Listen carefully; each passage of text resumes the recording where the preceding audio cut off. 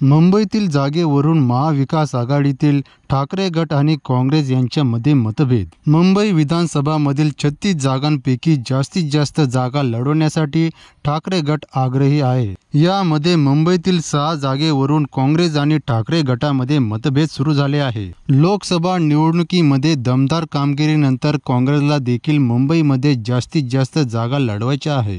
लोकसभा निवडणुकीमध्ये 30 पैकी काँग्रेसने 13 जागा जिंकल्या, तर ठाकरे गटाने 9 तर शरद पवार गटाने 8 जागा जिंकल्या होत्या। आता विधानसभा निवडणुकीमध्ये काँग्रेसचे अल्पसंख्याक बहुल जागेवर लक्ष आहे।